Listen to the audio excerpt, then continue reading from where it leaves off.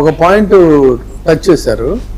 ఏంటంటే వాళ్ళకు అనుకూలమైనటువంటి మీడియాలో అంశాలు వస్తాయని చెప్పాను. అంటే అసలు అక్కడ లోపల ఇంట్రాగేషన్, చాలా మంది అధికారులని ఇంట్రాగేషన్ చేసినప్పుడు విత్ ఇన్ నో టైం, రాత్రికి రాత్రే ఒక్కొక్క పాయింట్ అసలు వాళ్ళు ఏం అడిగారు, ఈయన ఏం చెప్పాడు, ఎంతసేపు జరిగింది, ఎక్కడ జరిగింది, ఎలా జరిగింది, ఇదంతా కూడా పోసగుచ్చినట్టు. నిజానికి ఏంటి, ఇంట్రాగేషన్ అనేది కాన్ఫిడెన్షియల్ గా ఉండాల్సిన ఇది.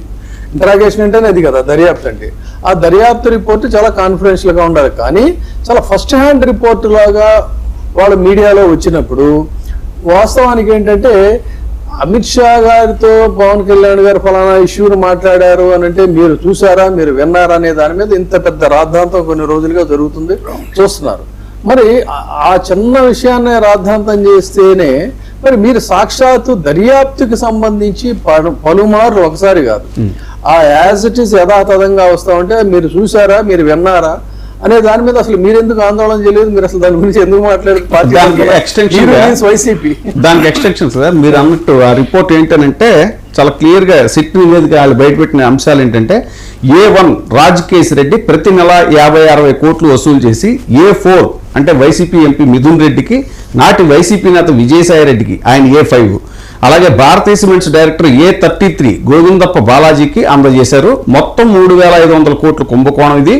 ధనుంజయ రెడ్డి, కృష్ణమోహన్ రెడ్డి, చెవిరెడ్డి భాస్కర్ రెడ్డి వాళ్ళని కూడా విచారించారు. ఇప్పుడు జగన్ మీదకి ఫైనల్ గా విచారణ అనేటువంటి ఫిగర్స్ తో సహా, తేదీలతో సహా, వారాలతో సహా వాళ్ళు ఆ దర్యాప్తులో ఉన్నటువంటి అంశాలను వీళ్ళు ఏ విధంగా బహిర్గత పరుస్తున్నారు.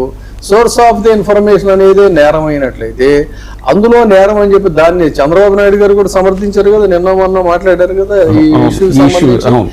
మరి అదొక వాళ్ళకొక న్యాయం ఏంటి, యువతల వాళ్ళకి ఏంటి, అది మీడియానే, ఇంతకు ముందు జరుగుతున్నట్టు తంతు మీడియానే.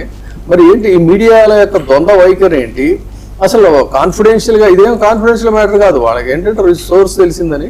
ఇది ఇంత డైరెక్ట్ గా చేస్తున్నప్పుడు మీ పార్టీ తరఫున దీన్ని ఎందుకు పాయింట్అవుట్ చేయలేదు ఎవరు కూడా?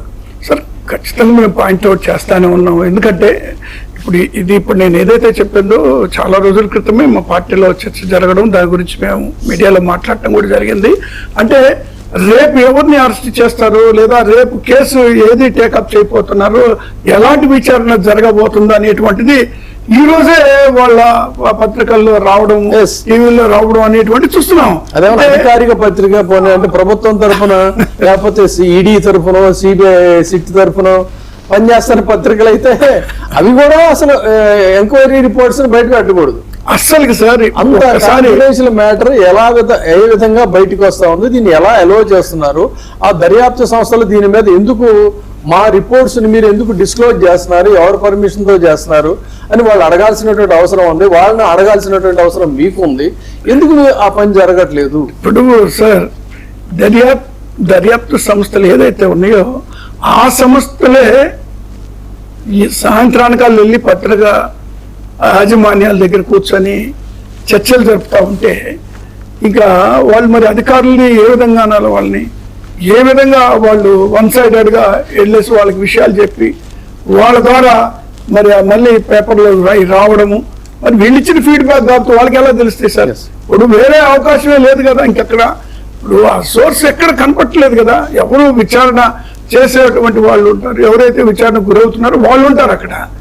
వాళ్ళు తప్పితే వేరే వాళ్ళకి తెలియడానికి అవకాశమే లేదు. కానీ ఎలా వస్తుంది బయటికి అంటే కేవలం ఎవరైతే విచారణ చేస్తున్న సిట్ అధికారులు పోలీసులతో కుమ్మక్కయ్యి ఏది ఈ యొక్క ప్రభుత్వం వాళ్ళ కనుసన్నల్లో నడుస్తున్నటువంటి వ్యవహారం కాబట్టి వాళ్ళ సూచనల మేరకు ఈ పోలీసు అధికారులు కూడా వాళ్ళతోటి మాట్లాడటం, మరి ఎప్పటికెప్పుడు ఏం జరుగుతుందో అప్డేటెడ్ గా వాళ్ళకి మీడియాకి ఇవ్వడం అని. ఎందుకంటే మీడియా సంస్థలకు కూడా వీళ్ళ లబ్ధి చేకూర్చినటువంటి పరిస్థితులు ఉన్నాయి కాబట్టి ప్రతి సంస్థకి మరి వాళ్ళు ఎన్ని విధాలుగా సహాయపడాలి అన్ని విధాలు సహాయపడ్డారు కాబట్టి ఆ టాపిక్ కూడా మనం తర్వాత మాట్లాడదాం. అంటే ప్రజాధనాన్ని న్యాయవాదులకి